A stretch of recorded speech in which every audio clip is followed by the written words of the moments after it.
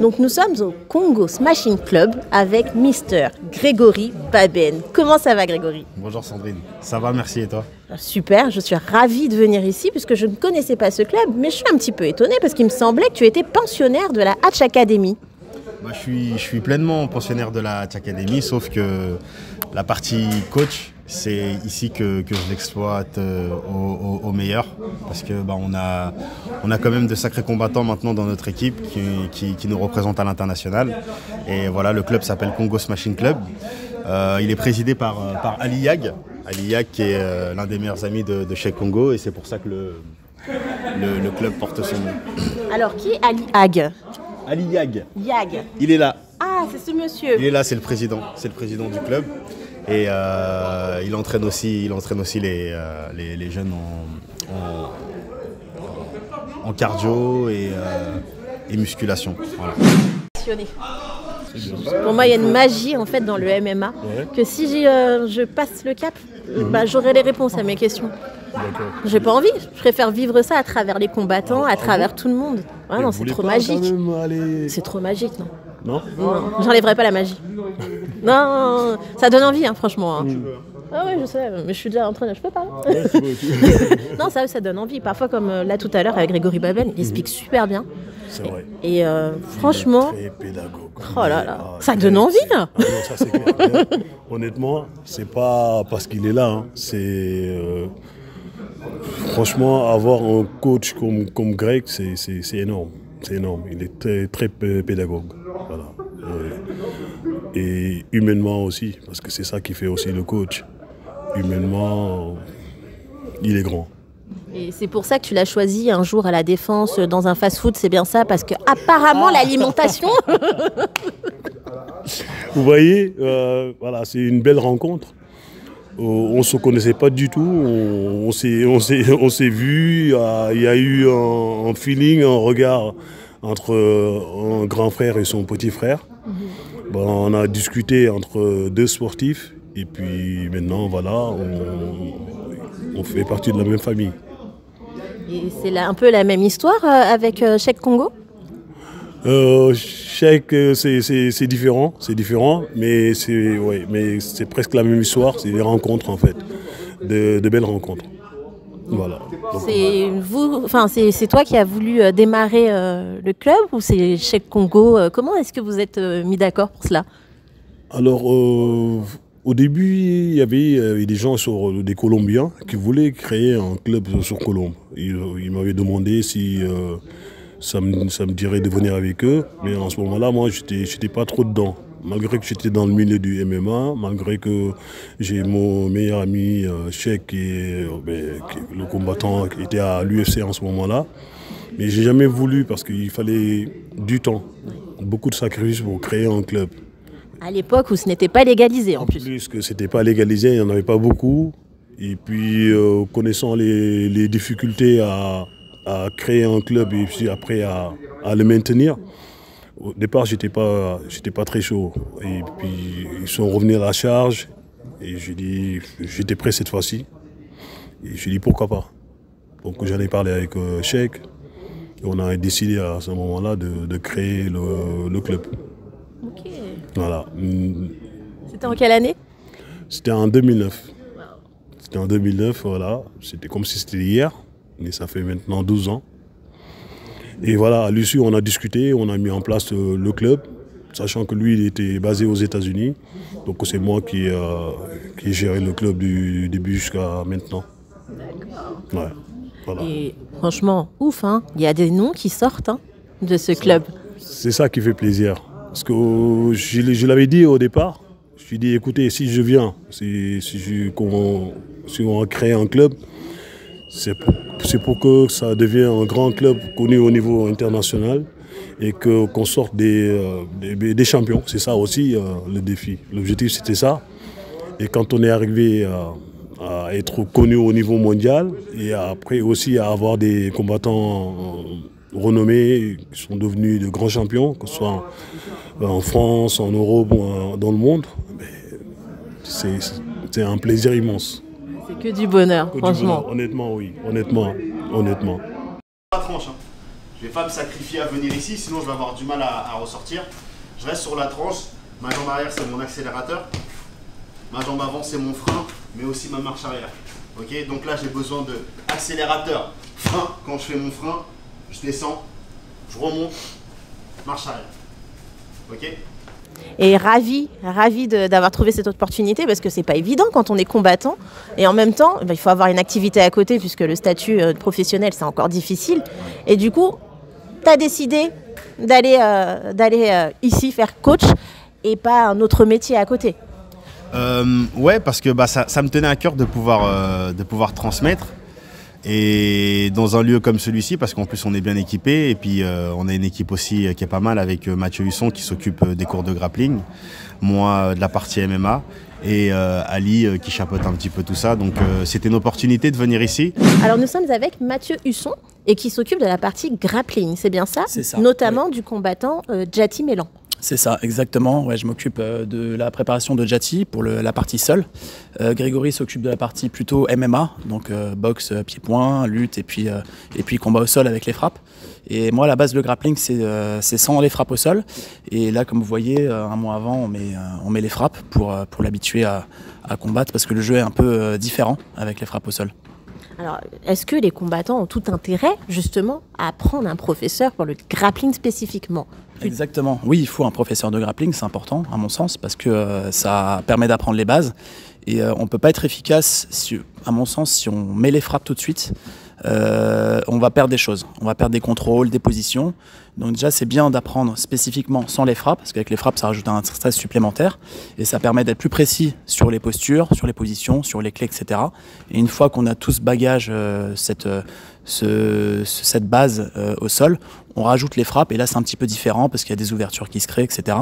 Donc là, on est à 2 semaines de la compétition. Donc on fait que du combat avec frappe, parce que c'est différent. Puis il y a des spécificités qui sont différentes du grappling pur que j'enseigne et que je pratique depuis une vingtaine d'années. Pas de transition en MMA de prévu? Alors moi non, j'ai un petit peu peur des frappes au sol, des frappes tout court. Donc non, c'est vrai que j'ai pas passé le cap. Par contre, j'aime bien le MMA, j'aime bien la boxe. Pancrace, mais j'ai pas passé le cap pour du MMA en professionnel, non. D'accord, mais vous regardez un peu. En tout cas, en amateur, j'adore. Puis je combats des fois en boxe. Voilà, c'est un jeu un peu différent, c'est ludique, ça me permet de voir autre chose aussi, de sortir un peu de ma zone de confort. Et puis c'est vrai qu'à la base du jiu-jitsu, ça a été développé grâce au MMA, donc c'est dommage de faire du jiu-jitsu et de rester sur le cadre sportif. Et voilà, ça permet de travailler autrement en tout cas. Vous avez beaucoup de combattants de MMA en ce moment? Ouais, on a Djati qui combat, il y a Youssef Wabas qui devait combattre sur la carte du Cage Warrior avec Djati. Malheureusement, il s'est blessé à la cheville, il s'est fracturé la cheville il y a 2 jours, donc il y sera pas. Et puis on a des combattants qui vont monter aussi, mais ouais, on a pas mal de combattants qui vont être sur des cartes internationales. Ça, c'est génial, hein. Alors du coup, on entend parler maintenant encore plus du Congo Smashing Club. Et ça fait combien de temps que vous officiez ici? Alors moi, j'enseigne depuis l'ouverture du club. On a ouvert en 2008. C'est Ali Yag qui a ouvert en 2008 le club. Et voilà, donc il avait appelé Flavio Santiago, qui est un de mes professeurs de lutte livrée pour donner les cours. Il pouvait pas. Et puis du coup, Flavio m'a appelé, me dit est-ce que ça t'intéresse? C'était en 2008. Moi, je n'ai pas de cours à l'époque. Et puis ça me permettait de faire une première expérience en tant que professeur. Et voilà, c'est comme ça que je suis arrivé ici. Petite question en aparté. Ouais. Est-ce que vous avez un autre métier à côté? Oui, moi je fais pas que ça, hein, ça gagne pas assez. Ça arrondit mes fins de mois, on va dire. Mais non, je suis consultant moi dans la data, tout ce qui est traitement de la donnée. D'accord. Dans le domaine bancaire principalement.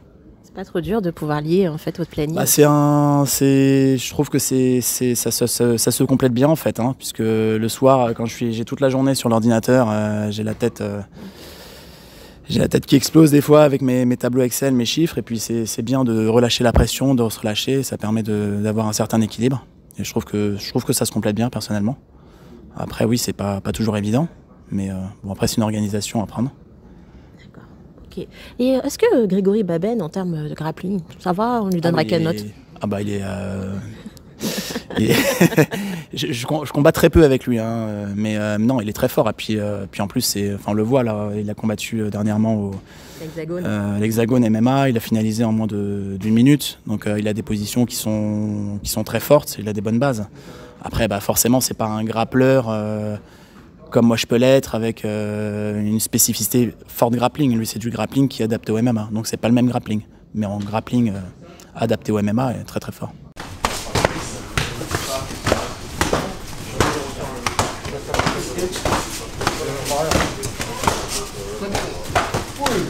Alors, de toute façon, tu es un grand nom du MMA français. Si je te dis 2004, à quoi est-ce que tu penses? 2004, à quoi je pense? Là, comme ça, tout de suite, je pourrais pas te dire. Si je dis Total Fight? Ah, ça me parle un peu plus. Ça me parle un peu plus. C'est là-bas que j'ai fait mes armes. J'ai fait mes armes et j'ai eu un titre de champion du monde là-bas. Et c'était une année en plus qui était pas facile niveau personnel. Mais on a maintenu le cap et on a réussi à faire les choses. Ouais. Alors comment on se sent lorsqu'on démarre une carrière en gagnant plusieurs combats consécutifs? On a l'impression d'être invaincu. Comment ça se passe? Le plus fort? Alors, moi, pour mon cas, je sais pas pour les autres, moi, pour mon cas, bon, on va dire qu'il y a quand même des parallèles et des liens dans une carrière qui sont dus aussi à la vie personnelle, son statut. Moi, je suis le quatrième d'une famille de 4 enfants, justement. Donc, le petit frère qui a toujours été, on va dire, couvé par les autres. Quand j'ai commencé à gagner mes combats, j'ai pas eu ce sentiment de je suis le plus fort du monde. J'étais... Voilà, à la base, vraiment, j'ai commencé le MMA par pur hasard.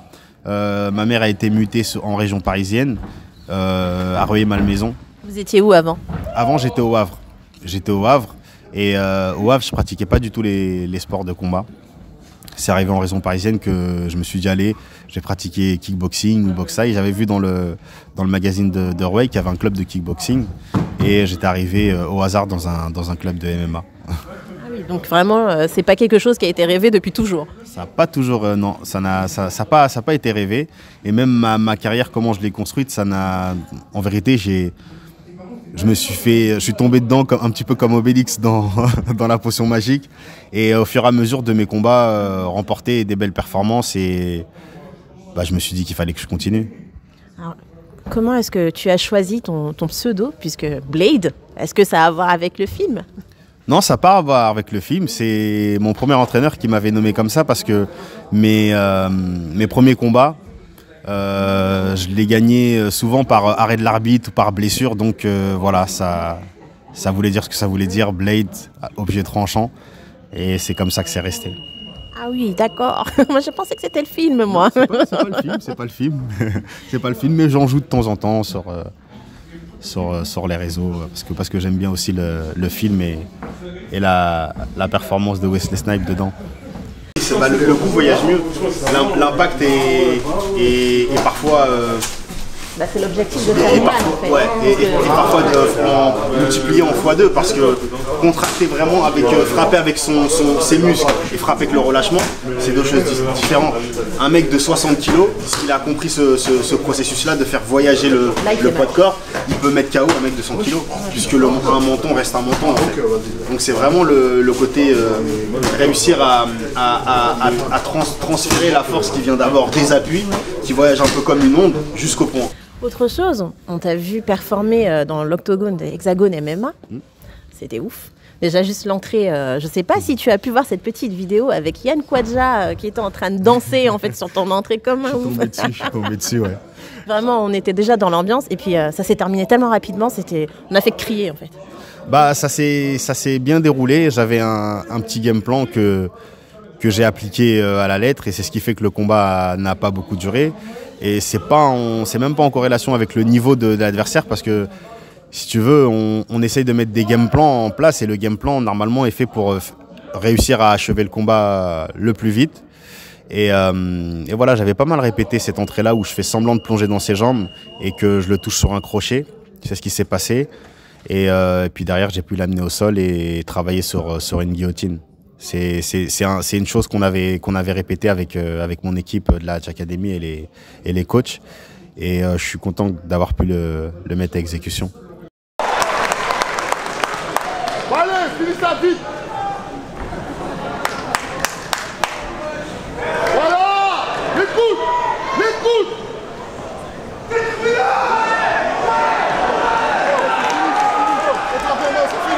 C'est fini. Finition.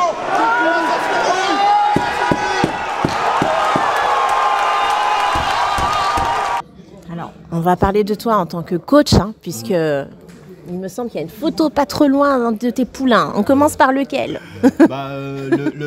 L'actuel, on va dire. L'actuel. Il combat dans quelques semaines au Cage Warrior. Il s'appelle Djati Mélan. Et voilà, je suis arrivé justement dans ce club-là et on s'est tout de suite lié d'affection et j'ai tout de suite senti qu'il y avait un truc en lui, même si lui, jusqu'à aujourd'hui, je ne sais pas s'il réalise. mais voilà, là, il combat pour la ceinture mondiale du Cage Warrior. On l'a préparé pour. Normalement, quand on va descendre en bas, il devrait être là puisqu'il s'entraîne d'arrache-pied. Et voilà, donc on est prêt pour relever un autre défi.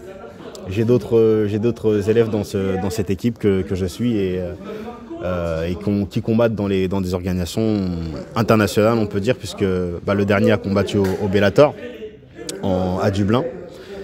Et voilà, on fait notre petit bonhomme de chemin, comme j'ai dit, avec les coachs Mathieu et Ali.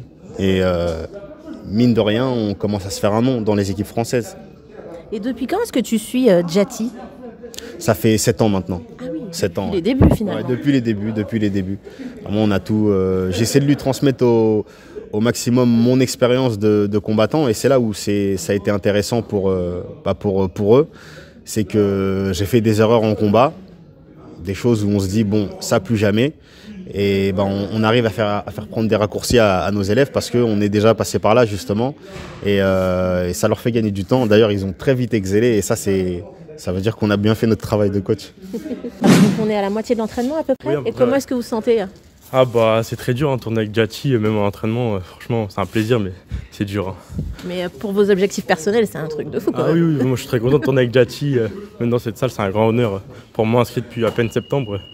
Je suis très épanoui dans cette salle et j'aime vraiment beaucoup tourner ici. Et vous êtes venu pourquoi? Parce qu'il y avait Grégory Baben ou rien à voir? Non, moi c'est un ami qui m'a dit de venir m'entraîner ici. Je savais pas du tout qui étaient les coachs. Je suis venu, je me suis inscrit en septembre et j'ai découvert Grégory Baben, Mathieu, l'entraîneur grappling. Et j'apprends beaucoup énormément alors que je suis là que depuis septembre et c'est un plaisir en tout cas. Ok, merci beaucoup. Merci C'est quoi à votre vous. prénom? Milan. Milan. Oui. Ok. À très vite alors. Merci, à très bientôt. Excusez-moi, je viens déranger un petit peu pour savoir comment vous vous sentez la moitié de l'entraînement. Bien. Bien. Franchement, bien. Après, on a fait du grappling aussi un peu de fatigue, mais franchement, c'est bien. Apparemment, vous ne faites pas encore de MMA. J'ai fait du pancrace, j'avais fait un combat, mais j'ai fait beaucoup de grappling. Et c'est pour quand le MMA? On sait pas encore, parce que je m'étais fait une blessure à l'épaule. Faut que je me fasse opérer, donc faut voir encore. Il bouge bien. Il bouge bien. Du coup, vous êtes là depuis quand? Moi, 2 ans. 2 ans. Ouais. Quel est votre objectif? Ça dépendra des coachs. C'est eux qui décident. Nous, on travaille. Très bien. Je peux vous embêter aussi? Oui. Ça se passe comment pour vous ici? Je suis débutant, j'en arrivé, donc je commence à comprendre un peu le sport, j'apprends. Bon, je précise, on a pris tout le monde comme ça au dépourvu, les protège dans... voilà, Oui. vous comprenez. On embête tout le monde. C'est pas évident. Et vous? Moi aussi, je suis nouveau ici. Oui, c'est l'apprentissage, tout ça. On apprend des techniques, que ça soit en lutte ou en MMA. C'est franchement très intéressant. Ok. MMA loisir? Bientôt MMA pro, on sait pas? Là, je suis encore sur ma première année. Et pourquoi pas faire du loisir plus tard? Faire des combats, tout ça. Ok, très bien. D'ailleurs, la légalisation a tout changé aussi pour eux. Aussi. Là, c'est une autre ère qui commence. Je leur dis souvent pour rigoler que j'aurais voulu commencer le MMA à leur âge, là, maintenant, dans cette ère-là. Moi, je suis plus proche de la fin que le début, mais j'ai toujours de l'énergie et je dirais même que j'ai en fait, plus on grandit, plus on prend de la maturité. J'arrive à mettre du cerveau dans le combat maintenant. Alors qu'avant, c'était plutôt la jeunesse, la fougue qui me tenait. Donc on fait un petit peu aussi avec ses armes. Ouais. Alors, je vais rebondir sur ce que tu viens de dire. Tu es plus proche de la fin que du début. Quels sont tes futurs projets? Est-ce que tu as déjà pensé à une retraite? J'ai pas encore pensé à une retraite parce que c'est pas ce que mon corps me dicte. Mais je peux bien dire que je suis plus proche de la fin puisque j'ai commencé, j'avais 16 ans. Et là aujourd'hui j'en ai 37. Donc là on peut dire oui, je suis plus proche du début que de la fin, mais c'était pas par défaitiste que je disais ça. D'accord. Voilà. Donc pour l'instant c'est sûr qu'on va te retrouver encore dans des événements français, ouais. On est d'accord, et peut-être internationaux aussi. Ouais, c'est sûr. On est moi pour l'Hexagone MMA, j'avais signé pour un one shot, donc un fight. On va voir ce qui va arriver par la suite. Il y a d'autres propositions aussi qui nous viennent à l'international. Donc vous aurez des surprises certainement bientôt. Bah, finalement, c'est tout bénef en fait pour toi là en fait. Ouais, c'est clair. C'est clair, j'ai fait une bonne performance. Ça a montré que j'étais encore actuel et présent parce que je crois que j'avais pas combattu pendant 2 ans. Avec la crise sanitaire et tout ce qui s'en est suivi, confinement et tout, j'ai eu du mal à reprendre les entraînements. J'étais monté à un poids que j'avais jamais atteint, je crois que j'étais à 96 kilos. Normalement, mon poids de forme, c'est 92. On a relancé la machine et d'une belle manière, donc voilà, c'est pour ça que maintenant les sollicitations tombent. Voilà, on va réfléchir. Son adversaire dans le coin rouge, un pratiquant de MMA très expérimenté, 21 victoires pour 11 défaites. Il nous vient de Franconville, mais représente ce soir la Hatch Academy. 1m83 pour 89 kg 400 à la pesée. C'est Grégory Blade Baben.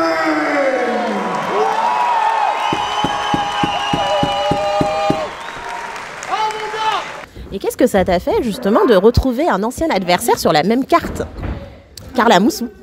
Qu'est-ce que ça m'a fait? Pas grand-chose parce que la carrière, moi je prends ça comme un jeu. Il y a des combats qu'on gagne, des combats qu'on perd. Notre combat était assez litigieux pour ceux qui vont retomber dessus ou ceux qui l'ont vu. Je l'avais en étranglement triangle et je suis tombé. Enfin, il m'a projeté à plusieurs reprises sur la nuque. Et voilà, donc à partir de là, ce combat-là, j'en ai pas beaucoup de souvenirs parce que bon, les projections sur la nuque, normalement, c'est interdit. Et je crois qu'au niveau du 3e slam, je me rappelle vraiment plus du combat. Donc la suite du combat, je me souviens avoir été dans les vestiaires et avoir dit bon, après le combat, on y retourne quand? Et Cédric était dans mon coin. Il m'a dit mais t'as déjà combattu, mec? Je dis arrête, tu bluffes. Je regarde mes mains et tout. Bon. Et je crois que ouais, j'ai fait une petite commotion sur les chocs. Donc c'était un combat attendu, c'est un combat qui a fait du bruit, mais se retrouver sur la même carte que Karl, j'étais content pour lui. On s'est vu, on s'est pris dans les bras. C'est d'abord le respect. L'adversité, moi je suis adversaire avec mon opposant 2 mois avant le combat parce que je pense qu'à lui, je m'entraîne pour lui. Le jour du combat. Et passer le gong de la fin, c'est plus du tout mon adversaire. Voilà, donc j'étais content pour lui et c'est un bon gars. Moi j'ai vu, je vous ai vus tous ensemble, parce que c'est vrai qu'on oublie que c'est un sport avant tout. Beaucoup, on adore le trash talk et tout ce qu'il y a autour, mais en fait, voilà, c'est pour le jeu, c'est pour le game, quoi. Ouais, c'est la plupart du temps, en tout cas. C'est ça, c'est pour le jeu. En tout cas, moi, dans ma carrière, j'ai jamais été dans le trash talk. C'est pas ma nature. Mais non, je suis content pour vraiment tous les combattants français qui représentent la France à l'étranger. Dès que quelqu'un combat, moi je suis le premier à payer les pay-per-view pour essayer de suivre les prestations. Donc c'est très bien que ça soit légalisé en France. Il y avait du bon monde le jour de ton combat, puisque Yves Landu avec Papou Lélé, ils étaient là aussi pour t'encourager. Donc j'ai dit Yann Kouadja, mais on avait Fabakary Diatta, enfin j'en ai vu plein. Ils étaient là, Grégory. on est tous copains dans ce milieu, en tout cas, bon, bah, pas tous, mais c'est vrai que la Hatch Academy et l'équipe de Papou, et Yves, qui est la Snake Team, on est très proches. J'étais d'ailleurs dans ce club-là avant d'aller à la Hatch Academy. Donc, c'est des amis que je vois encore tout le temps, quoi. Voilà, donc... Ah, mais là, du coup, tu vois, tu me donnes envie de poser une autre question. Donc, si tu veux pas y répondre, ce sera Joker. Pourquoi est-ce que tu es parti de la Snake Team? Pourquoi je suis parti de la Snake Team? J'allais dire bonne question, mais je pense qu'à un moment donné, moi je suis arrivé à la Snake Team, j'avais 15 ans, de la Snake Team de Cyril Diabaté. Je suis parti de la Snake Team, j'avais 35 ans, et c'est la vie qui a fait qu'on s'est séparés.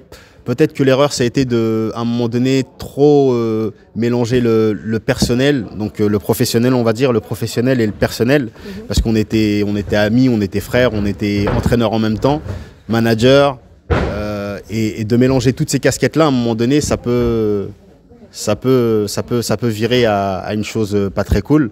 Et c'est maintenant que je comprends, il y a des présidents tels que Ali ou même Hatch qui sont présidents, qui chapeautent. À côté de ça, ils vont employer des gens qui vont être coach, préparateur mental, préparateur physique. Et de ne pas avoir toutes ces casquettes-là et de pouvoir être en retrait de tout ça, je pense que c'est un bon moyen de perdurer et de diriger le bateau à bon port, quoi. Donc à un moment donné, je pense qu'on a... Voilà, il y a eu le professionnel, le privé, tout s'est mélangé et ça a fait que on a préféré chacun prendre sa route, quoi. Regarde, lâche pas, juste les jambes. Moi je veux que le triangle, tu le regardes quand t'as la tête ici, t'es caché, mets ta tête de l'autre côté. Ah, ici, ok. T'es là, t'as la tête ici. Du côté où tu vois le bras, c'est de là que t'engages le triangle. Du coup, si la tête là, ça aurait été ce bras-là que j'aurais dit. Exactement. Ok. C'est ça. Voilà. Et là, tu pousses son bras à l'intérieur. Tu le colles à ses côtes. Est-ce que tu es coach aussi pour des particuliers? Ouais, je suis coach aussi en particulier. Je coach à domicile. C'est ça la magie du sport, c'est que au final maintenant mes clients sont mes amis. Vraiment, parce que quand on est coach, surtout coach de sport de combat, on arrive à repousser la personne dans ses retranchements. Et du coup, vraiment, ça rend quelque chose de magique. Et aussi, quelle que soit leur profession, j'enseigne à des cadres, à des avocats, des chirurgiens. Ça les renvoie au côté instinct, quoi. Et les repousser dans leur retranchement et savoir les guider et comment passer des phases basses, on va dire, dans un entraînement. Et ils arrivent à faire un parallèle dans leur vie et ça leur donne une force. Le fait d'avoir été chercher au plus loin de soi-même le temps d'une séance, ça aide parfois à savoir maîtriser et gérer les situations stressantes de la vie. Donc c'est le retour qu'ils m'ont tous fait. Donc merci, puisque les chirurgiens, du coup, ils gardent leur sang-froid grâce à toi aussi. J'ai un ami, un client à la base qui est devenu un ami, qui s'appelle François Taragano, qui est boss à l'hôpital américain, au service cardiologie. Et il me confiait que parfois en consultation ou même en pleine opération, il lui arrivait d'avoir parfois des mini-tremblements comme ça, dus à peut-être le stress, le fait parce que c'est un compétiteur aussi, c'est l'un des meilleurs au monde. Et donc il y a dans ces moments-là une petite part de stress qui vient. Et il me disait que maintenant il arrivait à les gérer parce que justement une vraie situation de stress, c'est quand on en veut, en tout cas quand tu te mets dans la configuration de on en veut à ta vie et tu dois te défendre pour. Et c'est un petit peu quel que soit le sport de combat, c'est un petit peu ce qu'on vient chercher, le côté affrontement et comment gérer un affrontement. Et plus on tournait ensemble, plus je lui enseignais et plus il arrivait à gérer justement ce côté-là. Et les tremblements se sont estompés. Je suis pas magicien, je suis juste coach. Voilà, je n'ai pas inventé des choses. Alors, comment est-ce qu'on te contacte pour une séance de coaching? On peut me contacter sur mes réseaux sociaux, notamment Instagram, Vous tapez Grégory Baben ou Grégory Blade Baben et vous allez tomber dessus. Après par mail, mais je crois qu'on mettra un petit truc juste en dessous. Mais voilà, principalement c'est du bouche à oreille et parce que j'aime que ce soit comme ça. Et voilà, donc sur mes réseaux sociaux, même sur Facebook, voilà, c'est ici que je me trouve. Alors notre objectif, c'est que Grégory n'ait plus de place dans son planning. Qu'il soit overbooké. Mais qu'il ait encore le temps quand même de nous faire de sacrées performances. Hein. C'est ça. Ça, c'est important pour nous. C'est pour ça qu'à mon avis, quand je vais arrêter ma carrière de combattant, je pense que je vais être submergé de cours parce que je fais aussi un choix de sélectionner les gens avec qui je vais travailler.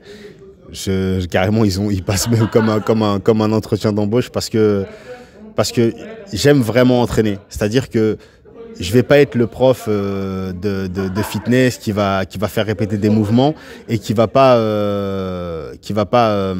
Je suis contre le fait de faire pour faire. Oui. C'est-à-dire que j'insiste sur les détails, je prends le temps pour et voilà, je veux que même si on a pris 1 an de cours avec moi, je veux qu'on sente la différence parce que j'insiste sur les détails réellement.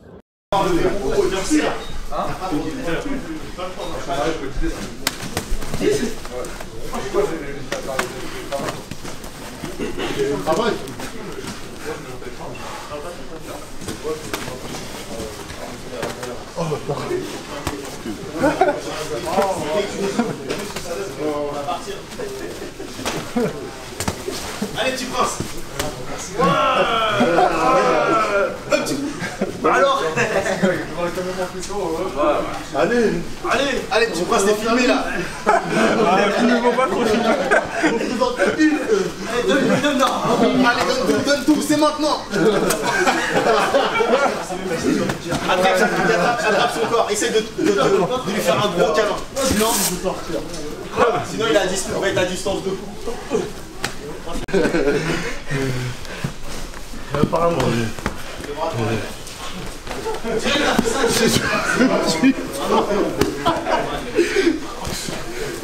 C'est reparti.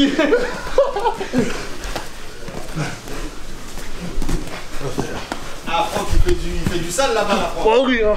Oh oui, c'est sale, Franck. Quand il voit que c'est filmé, il est pas pareil. Hein, tu vois. Défends-toi aussi parce que lui, quand c'est filmé, c'est un ouf. Hein. Ah, je laisse passer, Fredo. Non.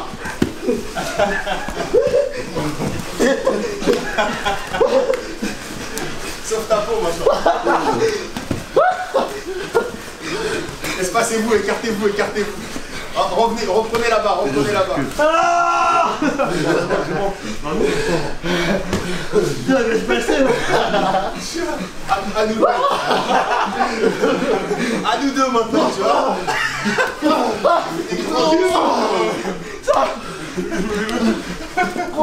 Oh là, attention.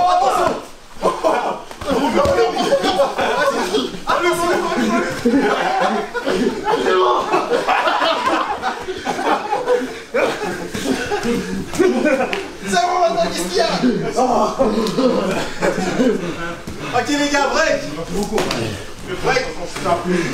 Est-ce que tu as encore des rêves du UFC? Je dirais pas que je rêve du UFC. Moi, je rêve de grosses organisations et de me produire dans celle-ci. Si c'est l'UFC, tant mieux, parce que c'est la plus visible. Mais voilà, je suis plus le petit jeune de 15 ans qui regarde l'UFC et qui rêve d'y aller. Aujourd'hui, j'ai 20 ans de carrière. Et voilà, rêver du UFC, c'est une chose, perdurer, c'en est une autre. Et ça, c'est un conseil que je donne à tous les jeunes, les passionnés ou ceux qui aspirent à combattre à l'UFC. Y arriver, on va dire, c'est la partie la plus facile. Derrière, il va falloir charbonner, perdurer, s'entraîner. Et voilà, c'est la chose que je conseillerais à tous ceux qui nous regardent. Après, si l'UFC est amené à m'appeler, j'irai volontiers.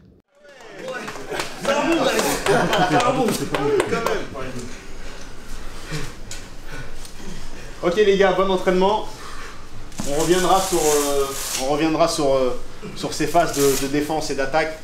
On a Diati qui va combattre le 10 décembre au Cage Warrior. Ouais.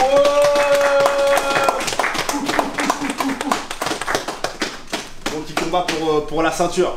Donc la ceinture mondiale de l'organisation. On n'a pas fini, mais on a très bien travaillé avec Ali et Mathieu. Et voilà, on y va pour lui prendre son titre. Youssef, malheureusement, devait faire partie de la fête. Alors nous sommes avec Youssef Ouabbas, comment ça va? Ça va très bien et vous? Super. Est-ce qu'on peut parler un petit peu d'un petit épisode ou pas? Oh, pas de souci, on peut parler. Je me suis blessé il y a 2 jours à l'entraînement du coup. Je devais combattre normalement le 10 décembre. Malheureusement j'ai eu une blessure, une grosse entorse au niveau de la cheville. C'est des choses qui arrivent. Donc là pour l'instant on va se reposer. Le combat a été annulé du coup. Et on va se reposer, on va revenir plus fort. C'était au Bellator?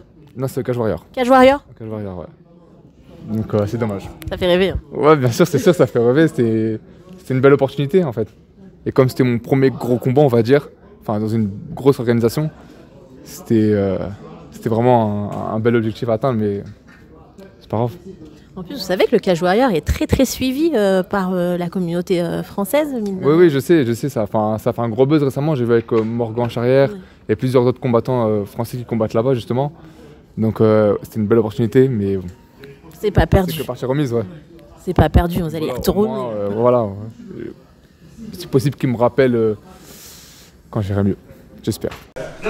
Il y a eu plusieurs rebondissements. Il devait combattre normalement le 10 décembre au Cage Warrior. Dans un premier temps, son adversaire a refusé de l'affronter. Parce que c'est Youssef aussi, les gars. Refusé, le mec bien titré, 4-0, une grosse expérience en amateur. Et il voulait pas le prendre. On a réussi avec Ali et Razi à pousser pour faire en sorte qu'ils le prennent.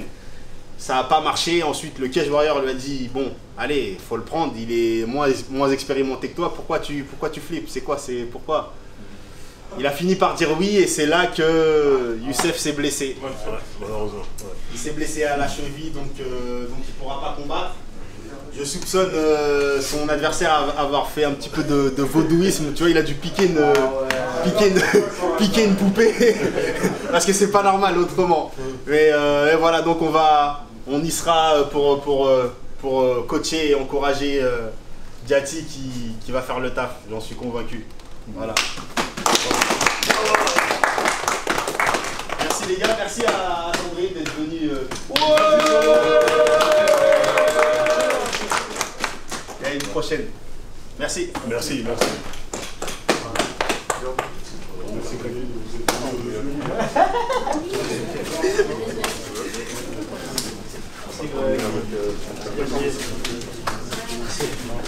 Ça va. La violence. Dis-moi la violence. 3, 2, 1.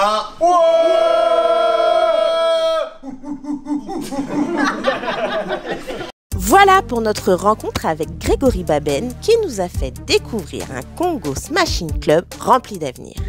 Pour ceux qui veulent pratiquer le MMA dans le 92, n'hésitez pas à aller pousser les portes du gym. Et de mon côté, je vous dis à très vite pour d'autres reportages.